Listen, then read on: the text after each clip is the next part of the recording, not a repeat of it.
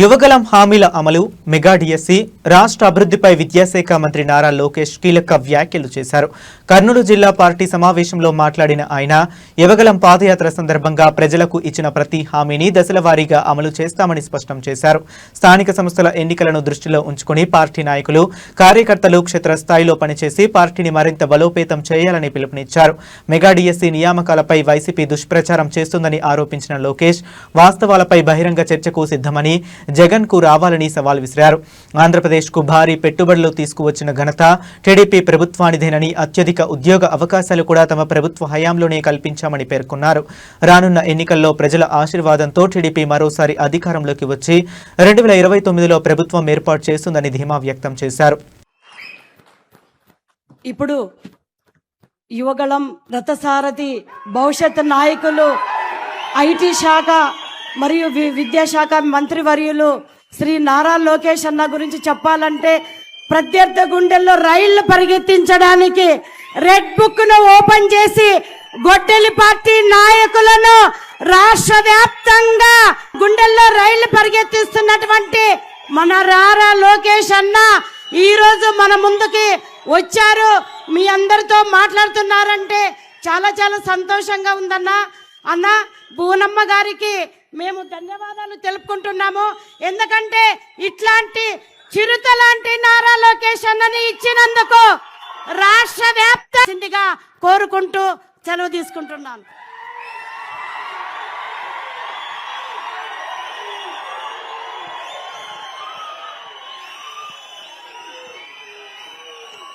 అందరు కూర్చోవాలి, దయచేసి అందరు కూర్చోండి. అందరినీ కలిసి వెళ్తా, కంగారు ఏం లేదప్పా. రాత్రి ఉండేది ఇక్కడ, ఏం కంగారు లేదు.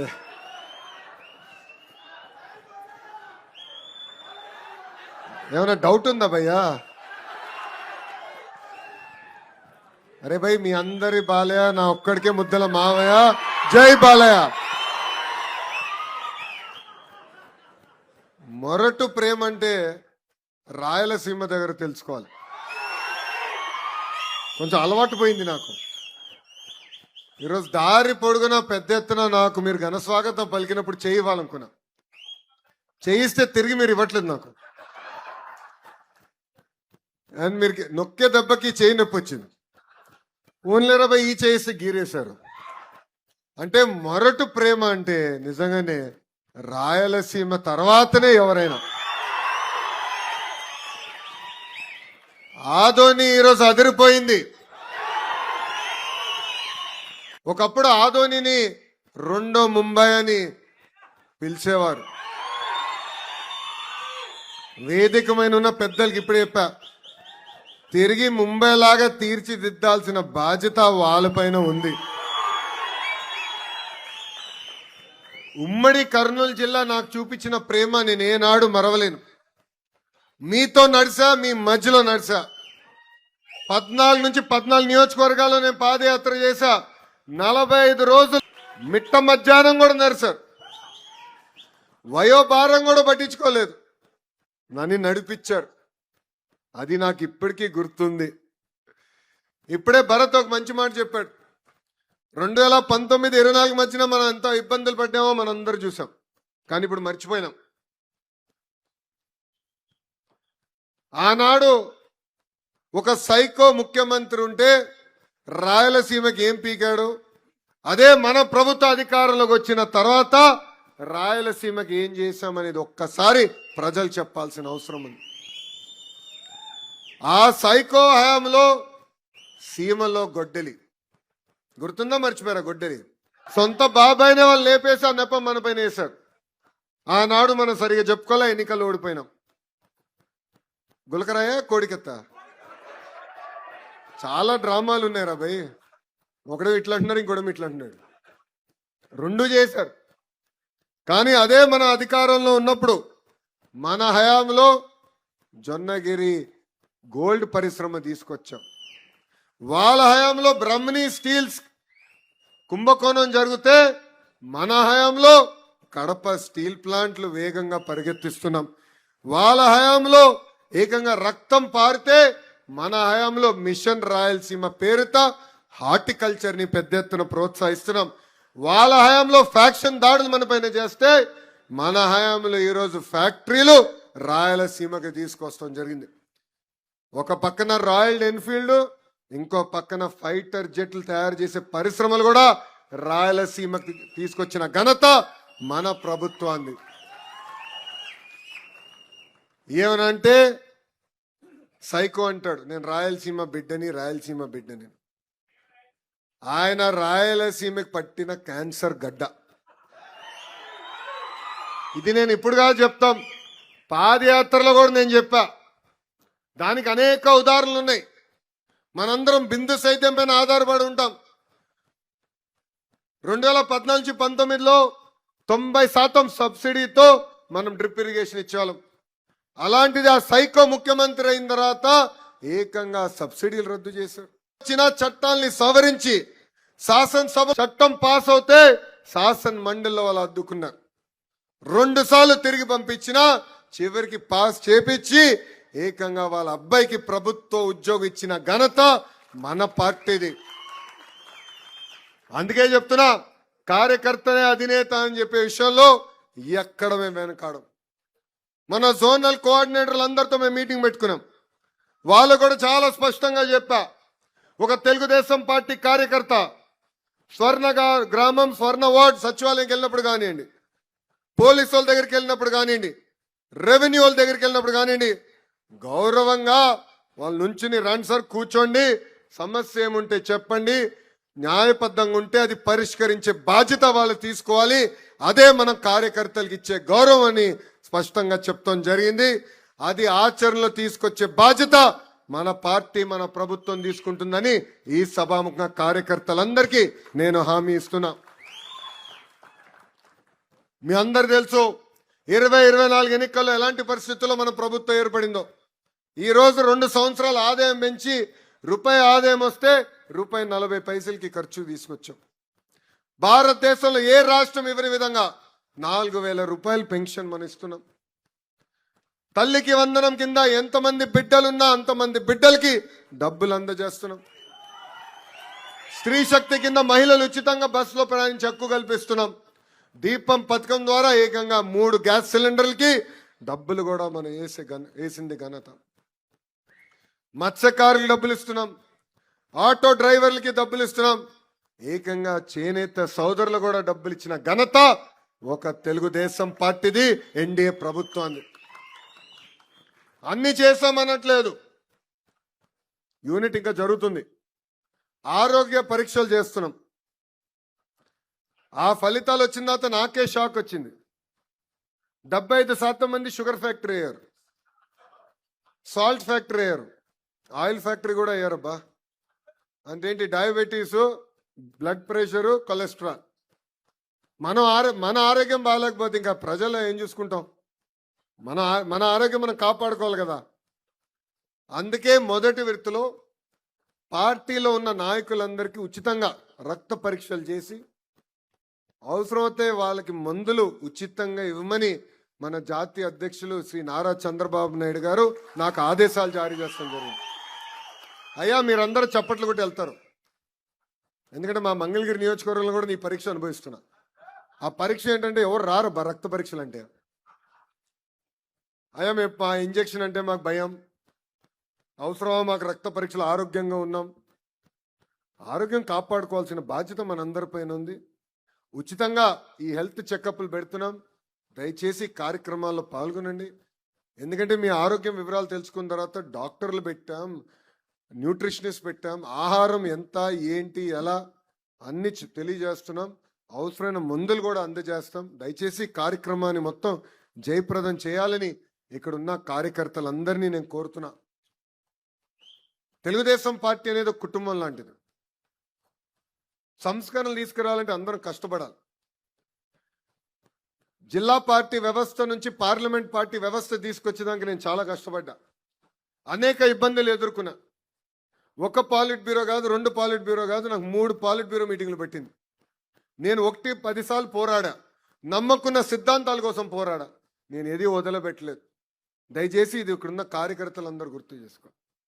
సమస్యలు ఉంటాయి, కుటుంబం అన్నప్పుడు సమస్యలు ఉంటాయి, కానీ మనం 4 గోడల మధ్యన కూర్చుని మన సమస్యలు మనం పరిష్కరించుకోవాలి. ఇక్కడున్న కార్యకర్తలందరికీ ఒక విజ్ఞప్తి. మీరు చూశారు, ఇప్పుడు ఒక క్యాంపెయిన్ చేస్తున్నాం, నా తెలుగుదేశం నా బాధ్యత అని. ఏంటది? చేసి ఒక వ్యక్తిని కిడ్నాప్ చేసి, పొగాకు ట్రేడర్ని కిడ్నాప్ చేసి ఆ కేసులో ఉన్నాడు. సో మన పార్టీకి వాళ్ళ పార్టీకి ఉన్న మధ్య తేడా ప్రజలకి తెలియజేయాల్సిన బాధ్యత ఇక్కడున్న కార్యకర్తలందరిపైన ఉంది. ఈరోజు మనం చూస్తున్నాం, వాళ్ళు ఫేక్ ప్రచారం అద్భుతంగా చేస్తారు. అది నరనరాల వాళ్ళ డిఎన్ఏలో ఉంది. బహుశా అబద్ధాలు చెప్పేది కూడా ఒక డిపార్ట్మెంట్ ఉంది, వాళ్ళకి ఒక విభాగం ఉంది. అసలు డిఎస్సి అంటే తెలుగుదేశం, తెలుగుదేశం అంటే డిఎస్సి.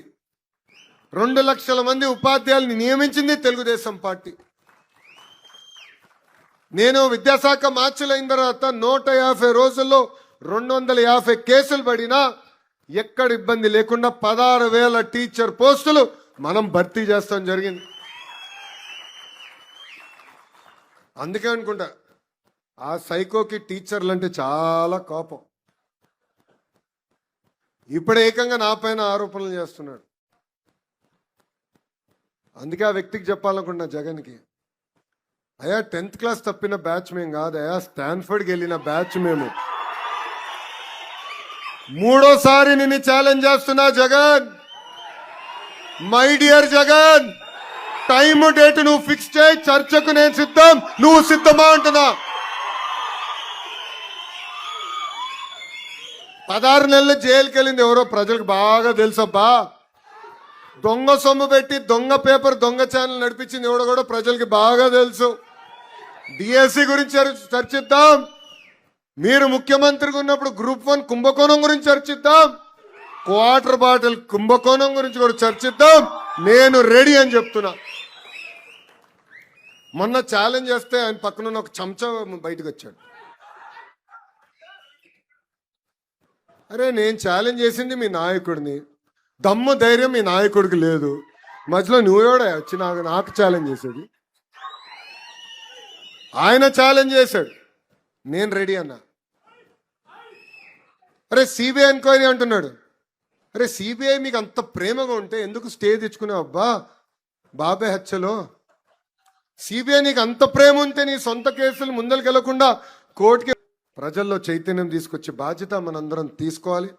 నైనా ఇక్కడ ఆగండి పోలీస్ సోదరులా, నైనా ఎందుకు వదిలేయండి, ఎందుకు కంగారు పడతారు? మీరు కూల్గా ఉండండి, ఎందుకంత పడతారు?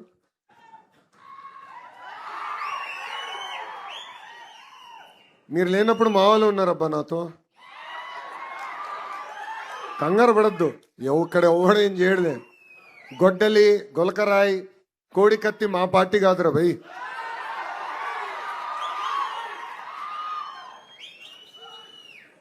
ఇక్కడున్న కార్యకర్తలందరికీ ఒక పిలిపిస్తున్నా. ఇప్పుడు డోర్ టు డోర్ కార్యక్రమాన్ని మనం చేపట్టాలన్నాం. మెటీరియల్ అంతా మీకు అందజేశాం. మీరు మీ బూత్లో నాయకత్వం వహించండి.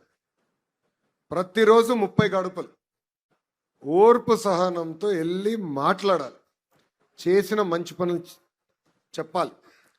దాని తర్వాత వాళ్ళు ఏమైనా అడిగితే ఆ ఫీడ్బ్యాక్ రాసుకోండి. ప్రోగ్రామ్ మొత్తం అయిన తర్వాత మై టీడీపీ ద్వారా మిమ్మల్ని అడుగుతాం ఫీడ్బ్యాక్. అయ్యా మీ బూత్లో ఏమన్నారు ప్రజలు, ఎక్కడ బాగా చేస్తున్నాం అని చెప్పారు, ఎక్కడ మనం ఇంకా చేయాల్సి ఉంది అని ప్రజలు వివరిస్తున్నారు. ఏం చెప్పారో మేము తెలుసుకుంటాం, ఆ యాప్ ద్వారా మేము తెలుసుకుంటాం. దయచేసి కార్యక్రమం మన అందరం జయప్రదం చేయాలి, అందరం కష్టపడాలి. ఎందుకంటే నేను చెప్పా మన నియోజకవర్గం 50-50 అంటే 50% సార్లు గెలిచాం, 50% సార్లు ఓడిపోయాం. దానికి కారణం మనమే, మన నిర్లక్ష్యమే. ప్రజల్ని తప్పడతాం కాదు. 1985 తర్వాత గెలవని నియోజకవర్గంలో నేను పోటీ చేశా స్వామి, మంగళగిరి. 2019లో నేను ఓడిపోయా, 5,300 ఓట్లతో ఓడిపోయా. 5 సంవత్సరాలు నేను వదిలిపెట్టలేదే, నేను వేరే కాన్స్టిట్యున్సీకి వెళ్ళలేదే. అయ్యా కంచుకోట ఎక్కడుంది, విశాఖపట్నంకి వెళ్దామా, కుప్పంకి వెళ్దామా, లేదంటే పక్కనున్న పెనమలూరుకి వెళ్దామని నేను చూడలా. ఎక్కడాల్లో మనం కొడతారు, కొన్ని సందర్భాల్లో మన ప్రాణాలు తీసేస్తారు. సో ఒక పక్కన మనం నష్టపోతున్నాం, ఇంకో పక్కన ఆంధ్ర రాష్ట్రం నష్టపోతుంది. ఈరోజు ఒక గుజరాత్ రాష్ట్రంలో అదే ప్రభుత్వం కంటిన్యూస్గా వచ్చేగల ఏ స్థాయిలో ఉందో చూడండి ఒక్కసారి. ఒరిస్సాలో మొన్నటి వరకు ఒకే ప్రభుత్వం కంటిన్యూస్గా వచ్చేగల ఒరిస్సా కూడా మనకన్నా అద్భుతంగా అభివృద్ధి చెందింది. సో మన రాష్ట్రంలో కూడా ప్రభుత్వ కొనసాగింపు అనేది చాలా చాలా అవసరం. 1,05,00,000 మంది కుటుంబం మంది, పెద్ద కుటుంబం. అది కాస్త ఇప్పుడు కొంచెం ఇంకా పెద్దగా అయింది. జనసేన పార్టీ ఉంది, భారతీయ జనతా పార్టీ కూడా ఉంది. 3 పార్టీ కలయిక మొన్న ఎన్నికల్లో ఎవ్వరు ఊహించిన విధంగా 175 స్థానాల్లో 164 స్థానాలు మనం కైవసం చేసుకుంటాం జరిగింది. ఈ ఐక్యత ఉండాలి. సమస్యలు ఉండొచ్చు, 4 గోడల మధ్యన మాట్లాడుకుందాం, ఆ సమస్యలు పరిష్కరించుకుందాం, కానీ వదలబెట్టేది లేదు. No crossfire, no misfire, no విడాకులు. క్లారిటీగా మీ అందరూ తెలియజేస్తున్నా. ఎందుకంటే మన పార్టీ ముసుగులో జనసేన పార్టీని తిట్టేవాళ్ళు ఉంటారు, జనసేన పార్టీ ముసుగులో భారతీయ జనతా పార్టీని తిట్టేవాళ్ళు ఉంటారు, భారతీయ జనతా పార్టీ ముసుగులో మన తిట్టేవాళ్ళు ఉంటారు. సోషల్ మీడియాలో ఎన్ని చూసి మనం కంగారు పెట్టి మనం తిట్టుకుంటూ మనం కొట్టుకుంటే నష్టపోయేది ఆంధ్ర రాష్ట్ర ప్రజలు. ఇది దయచేసి అందరం గుర్తుపెట్టుకోవాల్సిన అవసరం ఉంది. సో ప్రభుత్వ కొనసాగింపు అనేది చాలా చాలా అవసరం. అందరం కలిసికట్టుగా పని చేయాలి. మీకు ఎలాంటి సందేహాలు అవసరం లేదు. 1 కాదు, 2 కాదు, కనీసం 3 టర్మ్లు కలిసికట్టుగా పనిచేస్తేనే దారి తప్పిన రాష్ట్రాన్ని సరైన దారిలో పెట్టుకెళ్తాం. కోరిన అన్ని కోరికల పద్ధతి ప్రకారం కేంద్రంలో మన ప్రధానమంత్రి నరేంద్ర మోడీ గారు, రాష్ట్రంలో మన ముఖ్యమంత్రి చంద్రబాబు నాయుడు గారు కలిసికట్టుగా తీర్చుతున్నారు. ఆ రోజు పాదయాత్రకు వచ్చినప్పుడు కర్నూలు అనేక మంది లాయర్లు, అడ్వకేట్లు అని వచ్చి కలిశారు. ఆనాడు చెప్పారు, హైకోర్టు ఇక్కడ ఉండాలి, ఇక్కడికి తీసుకొస్తే బాగుంటుందంటే వాళ్ళు ఒకటే చెప్పారు,